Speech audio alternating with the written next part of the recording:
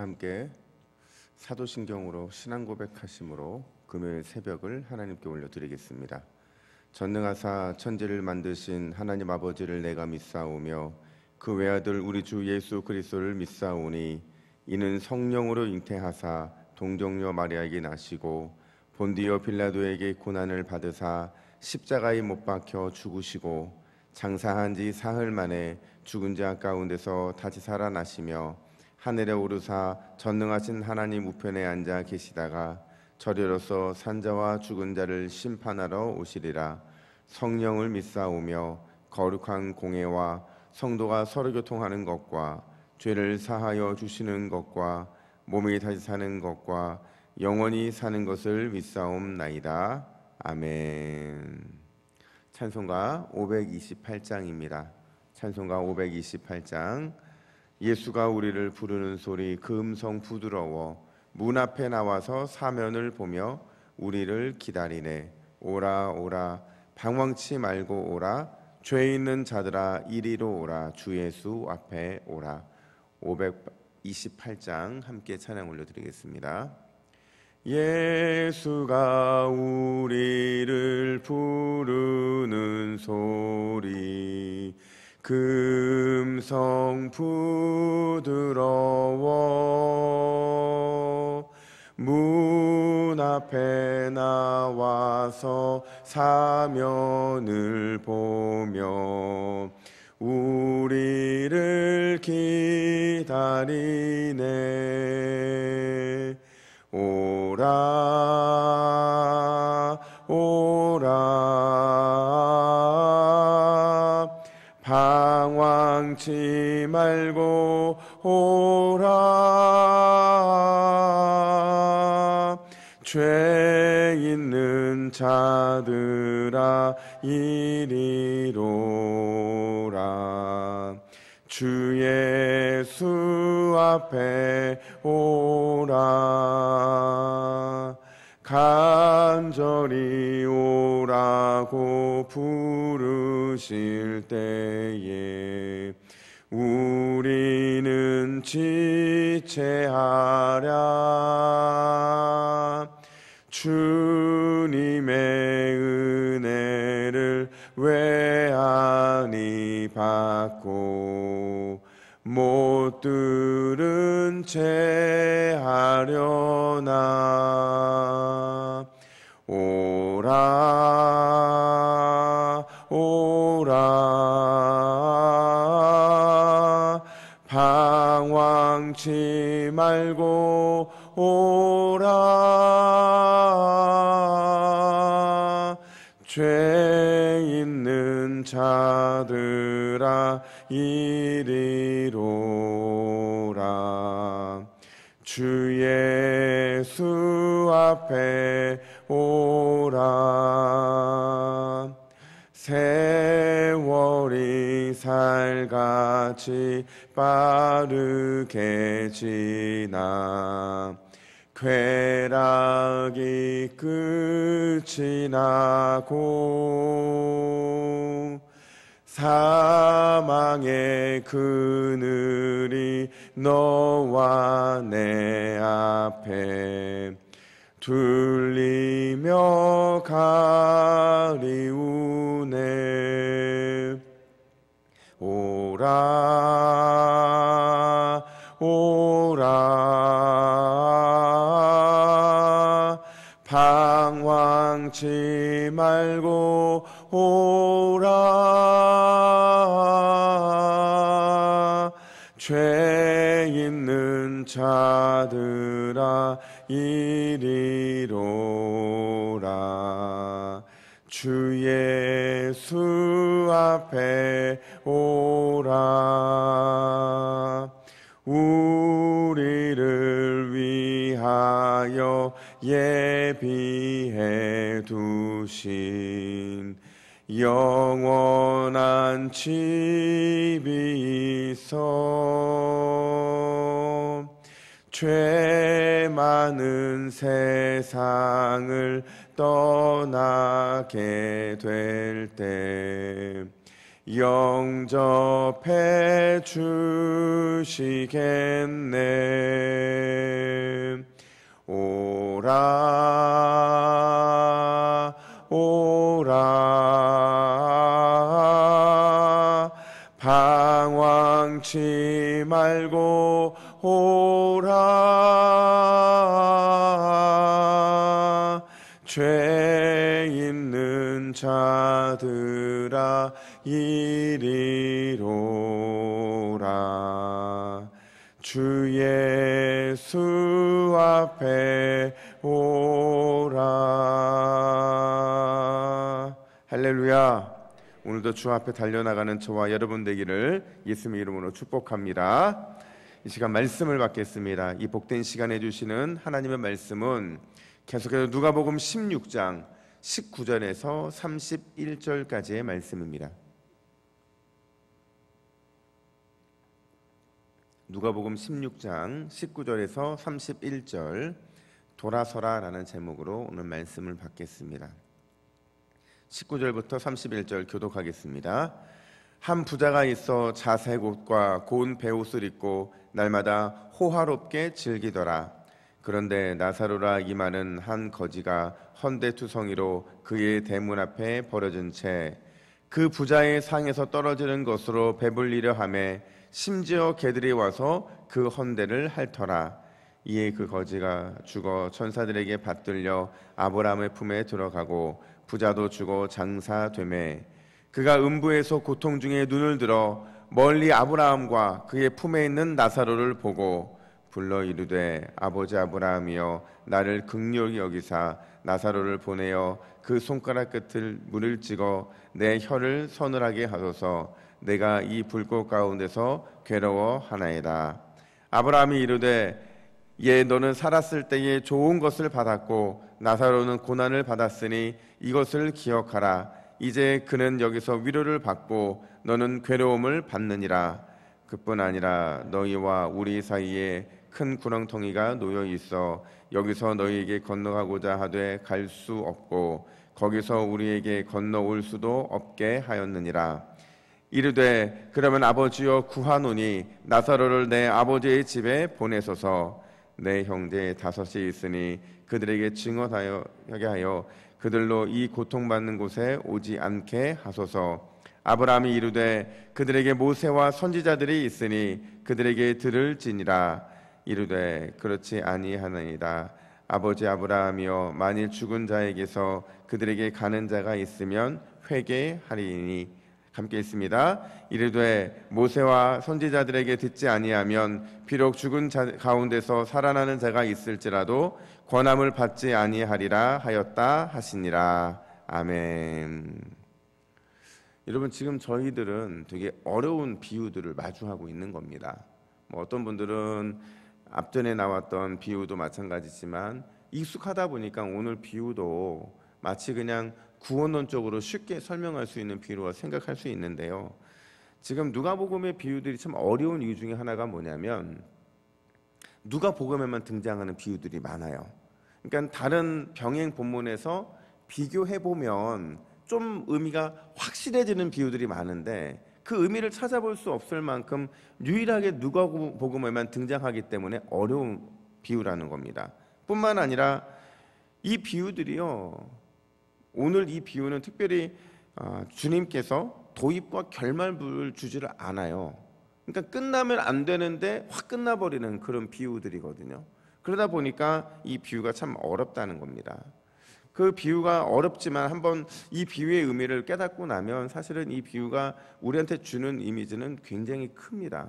그런 의미에서 오늘 본문도 그런 관점으로 봐야 되는데 이 비유 역시도 누가복음에만 등장하는 비유예요. 일명 우리가 부자와 거지 나사로 비유라고 말을 하죠.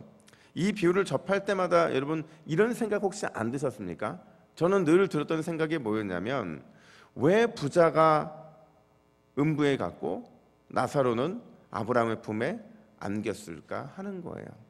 그러니까 저는 처음에 어렸을 때는 부자니까 부자는 무조건 지옥에 가는 줄 알았고 그냥 나사로는 이 땅에서 너무 불쌍했으니까 그 불쌍함 때문에 천국 낙원에 가지 않았을까 그런 생각들이 들었거든요.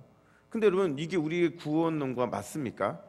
믿음으로 가는 게 천국이고, 구원을 받으려면 예수님을 믿어야 천국에 가는데, 그런 내용들이 전혀 들어있지 않은 상태에서 부자는 음부에 갔고, 또 아브라함, 그러니까 나사로는 아브라함의 품에 안기는 그런 결말을 맞이했다는 게 어떻게 보면 우리가 갖고 있는 신학과 맞지 않다는 거죠. 다시 한번 우리 본문을 좀 자세히 살펴보면, 사실 거지와 나사로는요, 완전 서로 대척점에 있는 사람이라고 말할 수 있어요. 부자가 어떤 삶을 살았는지 19절을 보니까 이렇게 설명을 하는데, 그가 자색 옷을 입고 있고 속옷으로 고운 베옷을 입고 있습니다. 게다가 날마다 호화롭게 즐기는 삶을 살았다는 거예요. 그러니까 한마디로 말하면 왕처럼 모든 호사를 다 누리며 살았다 하는 게 바로 이 부자의 삶에 대한 주님의 지적이라는 거죠. 반면에 거지 나사로는 어떻게 살았습니까? 우리 20절부터 21절까지의 말씀을 같이 함께 읽습니다. 시작. 그런데 나사로라 이름하는 한 거지가 헌데투성이로 그의 대문 앞에 벌어진 채 그 부자의 상에서 떨어지는 것으로 배불리려 하매 심지어 개들이 와서 그 헌데를 핥더라. 여러분, 거지 나사로의 삶이 어떤 삶이었는지를 보여주는 몇 가지 중요한 단서들이 있는데, 헌데투성이었다라는 겁니다. 여러분, 헌데투성이었다는 건 뭐냐면 이 상처가 온몸에 나 있다는 거예요. 피를 흘리고 있고 고름이 나오고 있고. 어떤 질병이 떠오르십니까? 아마도 유대인들이 가장 극혐하는 피부병에 걸려 있는 사람일 것이고, 여기저기서 피부병 있는 사람이 돌아다니니까 돌에 맞아서 온몸이 멍들고 피가 났을 겁니다. 근데 더 중요한 건 뭐냐면 그가 버려져 있다라는 것이고, 또 상에서 떨어지는 것으로 배를 채울 수밖에 없는 상황이었고, 심지어 개들이 와서 그 헌데를 핥았다. 그러니까 동물 같은 삶을 살았다는 겁니다. 개 같은 삶을 살았다는 거예요. 비참한 그 삶의 모습, 그걸 그대로 보여주고 있는 거거든요. 아무도 돌볼 수 없는, 또 돌보지 않는 비참한 인생이 바로 이 거지 나사로의 삶이었다는 겁니다. 이건 얼마나 대조적인 이런 모습입니까? 근데 이 두 사람의 결말에서 역전이 이루어지는데요. 여러분, 22절과 23절을 다시 한번 읽어보겠습니다. 시작. 이에 그 거지가 죽어 천사들에게 받들려 아브라함의 품에 들어가고, 부자도 죽어 장사됨에 그가 음부에서 고통 중에 눈을 들어 멀리 아브라함과 그의 품에 있는 나사로를 보고. 아멘. 이 두 사람이요, 어디에서 역전이 발생하냐면 사후세계에서 죽음 이후에 역전이 벌어지게 되는데, 왕처럼 호산을 누리던 부자는 죽어서 음부의 고통, 특별히 여러분, 이 불에 대한 고통은요 굉장히 극심한 겁니다. 이거는 마지막 믿지 않는 사람이 가게 되는 지옥의 한 현상 중에 하나라고 보면 돼요. 뿐만 아니라 세상에서 너무나도 비참한 인생을 살았던 거지 나사로는 그 사후 세계가 어떻게 되냐면 죽어서 천사들의 받들림을 받아서 아브라함의 품에서 평안을 누리게 된다라는 겁니다. 여러분, 이 두 사람의 인생 결말이 역전된 이유가 뭘까요? 왜 나사로는 죽어서 낙원에 가게 됐고, 왜 부자는 죽어서 음부에 가게 되었느냐 하는 겁니다. 사실 이 문제를 풀려면요, 우리가 어제 했던 본문으로 다시 돌아갈 수밖에 없어요. 왜냐하면 어제 본문과 오늘 본문은 한 패키지처럼 느껴져야 되거든요. 그러니까 이 비유가 주어진 배경과 이유가요, 앞에 우리가 말했던 불의한 청지기의 비유에 대한 바리새인들의 반응에서부터 비롯된 것이기 때문에 그렇다는 거예요.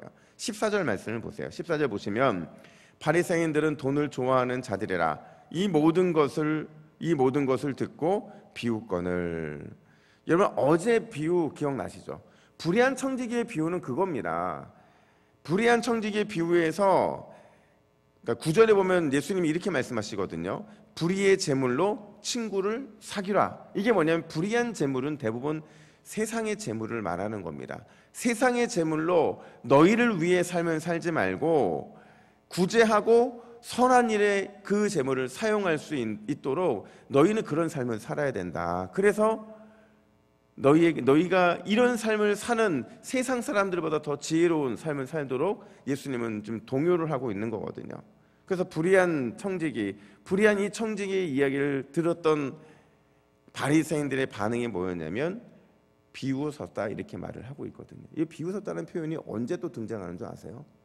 예수님을 십자가에 못 박고 나서 그 밑에서 죽어가는 예수님을 바라보며 했던 게 바로 비웃은 이 똑같은 단어를 쓰고 있거든요.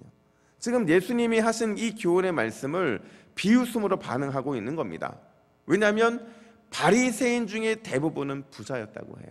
그리고 부자였음에도 불구하고 자기 스스로를 지혜로운 청직이라고 여기고 있었는데 그들의 생각 가운데는 이런 결론이 있었던 겁니다. 나는 돈도 있고 재물도 있는데 이게 하나님을 섬기는 일에 방해가 되지 않는다. 나는 이걸 잘 컨트롤할 수가 있어. 내게 주어져 있는 이 많은 축복으로 나는 정말 잘 살고 있어 라고 그들은 생각하고 있었다라는 겁니다. 그런 의미에서 그런 그들을 향해 지금 예수님은 부자와 거지 나사로 비유 말씀을 하고 계신다라는 거예요. 과연 어떤 교훈을 말씀하시고자 하시느냐. 근데 그 교훈은 참 놀랍게도 이 부자가 예수님을 향해서 두 가지 요청하고 있는 그 내용 속에 담겨져 있다는 거예요. 첫 번째가 뭐냐면 교만과 탐욕의 문제를 지적하고 있는 겁니다. 그러니까 이 두 사람의 사후가 이 운명이 바뀐 거는요, 교만과 탐욕의 문제 때문에 그렇다는 거예요. 그러니까 부자가 음부에서 아브라함의 품에 안긴 나사로를 보거든요. 그러니까 여러분 이게 저는 이제 앞으로 우리가 죽어서 가게 될 천국, 그 천국과 지옥은 교통이 이루어질 수는 없는 곳이에요. 그들의 운명도 바뀔 수 없는 겁니다. 한 번 지옥은 영원한 지옥이고 한 번 천국은 영원한 천국이에요. 근데 중요한 건 뭐냐면요, 볼 수 있다는 거예요. 영적인 세계이기 때문에 볼 수 있다는 거죠. 그러니까 천국에 있는 이 부자 나사로를 보니까 자기가 너무 이 불 때문에 너무 뜨겁고 또 이 기갈한 마음이 들어서 나사로의 손가락 끝에 물을 찍어서 내 혀만이라도 제발 서늘하게 해달라, 이 가란 이 심정을 좀 적셔달라, 이런 요청을 하고 있는 거예요. 근데 이게 첫 번째 요청인데 이 요청에 대해 주님이 뭐라고 말씀하시냐면 25절 보세요. 25절 같이 있습니다. 시작. 아브라함이 이르되 예 너는 살았을 때에 좋은 것을 받았고 나사로는 고난을 받았으니 이것을 기억하라. 이제 그는 여기서 위로를 받고 너는 괴로움을 받느니라. 아멘. 이 말을 풀어서 말하면 무슨 얘기냐면요, 부자는 세상에 살면서 탐욕에 가득 찬 이기적인 마음과 또 자기 중심적인 교만한 삶을 살았지만 나사로는 하나님의 도움을 구하며 살았기 때문에 이런 운명의 마지막 사후 세계에 그들의 역전이 벌어진 것이다, 이렇게 말하고 있는 겁니다. 여러분, 부자가 탐욕에 가득 찬 이기적인 마음, 교만한 삶을 산 것은 이해가 돼요. 근데 어떻게 나사로가 하나님의 도움을 구하며 살았는지 알 수 있느냐? 그걸 알 수 있는 방법은 그의 이름의 의미에 있어요. 여러분, 본문에서 부자의 이름이 거론되고 있습니까? 아니요. 거지의 이름은 거론되고 있잖아요. 예수님이 의도적으로 지금 그 얘기를 하고 계신 거예요. 거지 나사로의 이름을 딱 가르쳐 주면서 너희들 나사로가 무슨 뜻인지 알지? 그가 왜 그는 천국에 갈 수밖에 없는지를 내가 너희들 설명하고 있는 거야, 이 말씀을 하고 계신 거예요. 나사로라는 이름의 뜻은 뭐냐면 하나님이 도우셨다라는 겁니다. 그러니까 그가 처해 있는 상황들은 하나님 외에는 도울 사람이 아무도 없는 거예요. 하나님 외에는 오로지 그를 돌볼 수 있는 사람이 아무도 없었다는 겁니다. 그러니까 그는 하나님의 도움만을 구하며 살았을 것을 우리는 쉽게 유추해 볼 수 있다는 겁니다. 여러분, 오늘 본문의 부자는요, 결론을 말하자면 바리새인들이었어요. 오늘 본문의 부자는 바리새인들이었죠. 이 세상에서 교만과 탐욕으로 자신만을 위해 좋은 것들을 다 누려왔던 바로 그 바리새인들을 보여주고 있는 겁니다. 반면에 거지 나사로는 누구를 상징할까요? 세리들, 또 죄인들, 거듭나서 오직 예수님 밖에는 의지할 분이 없음을 고백한 그 자들, 그 사람들, 주님만 바라볼 수밖에 없는 사람들을 가리키는 게 바로 거지 나사로라는 겁니다. 결국 오늘 본문의 비유는 우리에게 뭘 말해주고 있냐면 너희들이 거지 나사로와 같이, 그러니까 세리들과 죄인들처럼 오직 하나님만 바라보고 살아가는 인생이 되어야 된다는 거예요. 비록 우리의 이 땅의 삶이 거지 나사로처럼 정말 걔가 그 헌대를 할 수밖에 없는 그 연약한 모습으로 살아간다 할지라도 주님만 바라보며 주님은 이 땅에서의 삶의 끝이 아니고 저 천국에서의 역전이 반드시 이루어지게 될 거라는 겁니다. 근데 제가 경험한 하나님은요, 이 땅에서의 역전도 분명히 일으키시더라고요. 그러니까 우리는 비록 이 땅에서 역전을 못 이룰 수도 있어요. 하지만 마지막에는 결국 역전이 이루어질 수밖에 없다라는 거예요. 더불어서 우리가 조심해야 될 건 뭐냐면 바리새인들의 교만과 탐욕이라는 겁니다. 많이 가졌기 때문에, 많이 누렸기 때문에 탐욕과 거짓을, 교만한 모습으로 살아온 게 아니고요, 우리가 어느 순간인가 너무 오래 믿었기 때문에 교만과 탐욕으로 물들 수 있다는 것을 말해주고 있는 겁니다. 내 안에 굳어져 있는 그 신앙, 내 안에 하나님으로 인해서 예수님으로 만족하지 못하는 그 신앙이 우리를 교만하게 할 수 있고 탐욕을 갖게 만들 수 있다는 거예요. 그런 의미에서 다시 한번 제가 이 말씀을 드리는데, 여러분, 세상에서 누리는 그 모든 것, 불의한 청지기에 가지고 있었던 심지어 그 이 땅의 재물들, 이 땅의 모든 것들 역시도 우리는 복의 통로, 은행의 통로가 되게 해야 될 줄로 믿습니다. 제가요 10년 전에 어떤 목사님의 이 설교 시간에 간증이 떠올랐어요. 그게 뭐였냐면, 자기 교회에 20년째 한 부서를 봉사하는 권사님 할머니가 계시다는 거예요. 10년 전이에요. 20년 동안. 근데 그 권사님이 앞에 부분에는 진짜 열심히 교사 생활을 했대요. 근데 시간이 지나면서 교사가 하기에는 너무 나이가 드신 거예요. 그러니까 본인이 교사는 내려놓기 힘들고, 하지만 지금 교사는 해야겠고, 그 선택한 게 뭐냐면 자기를 신발 교사를 삼아달라는 거예요. 그 신발 교사가 뭐냐면요, 아이들이 교회에 오면 그 교회에 왔을 때 애들 신발 꽂이에 넣어주는 교사를 하는 거예요. 그러니까 그 권사님은 늘 그냥 그 입구에만 있었다고 그래요. 제가 그 목사님이 그 사역하신 교회에서 마지막으로 사역하고 왔거든요. 그래서 제가 그걸 확인을 한 거예요. 근데 그 권사님이 제가 갔을 때도 그 봉사를 하고 있는 거예요. 야, 여러분, 제가 그분 보면서 어떤 생각이 드냐면, 그분은 평생을 교사로서 복의 통로, 은행의 통로로 쓰임받고 있는 겁니다. 그 권사님이 20년, 30년 가까이 교사를 하면서 때로는 일반 교사로서 또 신발 교사로서 교사의 역할을 감당을 하시는데, 여러분, 그 자라온 아이들을 보세요. 자라온 아이들이 집사님들이 되고, 또 앞으로 장차 똑같은 권사님들이 될 텐데 뭘 받겠습니까? 신발 껴주는 권사님 받겠잖아요.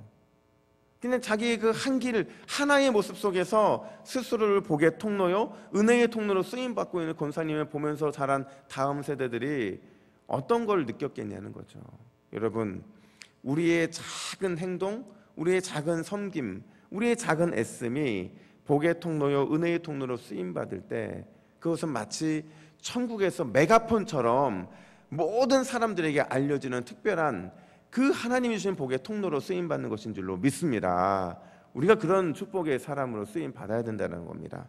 뿐만 아니라 두 번째로, 오늘 본문에서 이 한 개인의 삶에 믿음과 회개를 불러일으키는 것은 다른 것이 아니라 말씀뿐이라는 사실을 오늘 본문을 가르쳐주고 있는 거예요. 지금 부자가 첫 번째 요청이 거부되자 두 번째 요청을 하고 있거든요. 27절부터 28절을 보니까 자기가 지금 이 지옥에 와보니까 자기 가족들이 걱정이 되는 거예요. 자기 형제 5이 있다고 말을 하는데 이 5은요 한 손가락 안에 있는 거잖아요. 그러니까 한 가족을 말하는 거거든요. 이 한 가족들에게 자기는 못 가지만 지금 아브라함 품에 안겨있는 나사로를 보내서 너희도 이렇게 살다 보면 너희도 지옥 갈 수밖에 없다는 것을 증언해달라고 부탁을 하는 겁니다. 의도는 좋았어요. 선교에 대한 의도였으니까. 근데 그때 예수님께서 그 아브라함이 딱 잘라 말하는데 뭐라고 말을 하냐면 29절에 보면 아브라함이 이르되 그들에게 모세와 선지자들이 있으니 그들에게 들을지어다. 여러분, 모세와 선지자들은 말씀을 상징하는 겁니다. 그러니까 말씀이 이미 그들에게 주어져 있기 때문에 부자의 자손들에게는 그것으로도 구원받기에 충분하다, 이 얘기를 하고 있는 겁니다. 그러니까 바리새인들이 예수님의 말씀에 귀담아 듣지 않으면 결국 부자처럼 그런 운명에 처해질 수밖에 없을 것이고, 그들의 후손 역시도, 그들의 가족들 역시도 그 말씀을 그대로 듣지 않으면 똑같이 동일한 고통을 당하게 될 것이라는 경고를 보내고 있는 겁니다. 그러니까 이 경고는 바리새인들을 향해서 말씀 안으로, 은혜 안으로 돌아오라는 주님의 마지막 권면의 말씀이었다라는 겁니다. 여러분, 결론입니다. 오늘 부자와 거지 나사로의 비유를 통해서 주님은 우리에게 두 가지를 말씀하시는데, 첫 번째가 뭐였냐면 교만과 탐욕에서 돌아서라는 겁니다. 그리고 세리들과 죄인들처럼 내 삶에서는 주님만 필요합니다라는 고백을 해야 된다라는 거예요. 그것만 주님은 충분하다는 겁니다. 뿐만 아니라 예수님의 말씀에 순종하여 복과 은혜를 흘러보낼 줄 아는 그런 사람으로 날마다 쓰임받기를 사모하라, 지금 이 요청을 하고 있는 겁니다. 다윗의 고백 마지막을 읽으면서 오늘 설교를 마치겠습니다. 우리 시편 34편 18절 말씀 같이 있습니다. 시작. 여호와는 마음이 상한 자를 가까이 하시고 충심으로 통회하는 자를 구원하시는도다. 아멘. 기도하겠습니다. 하나님 아버지, 오늘 부자와 거지 나사로 비유를 통해서 우리의 삶이 오직 예수님 한 분만 필요한 인생이라는 것을 고백하기를 원합니다. 우리가 삶에서 구하는 것, 필요한 모든 것들, 예수님이 우리의 유일한 소망이시기 때문에 그 모든 것보다 우선되어야 될 줄로 믿사오니 오늘 이 새벽에도 주님만을 구하는 우리 모두가 되게 하여 주시고, 말씀에 순종하여서 내게 주신 복, 내게 주신 은혜를 흘러보낼 줄 아는 그런 삶으로 거듭나는 우리 모두가 되게 하여 주시옵소서. 다윗이 고백했던 것처럼 여호와는 마음이 상한 자를 가까이 하시고 충심으로 통회하는 자들을 구원하시는 줄로 믿습니다.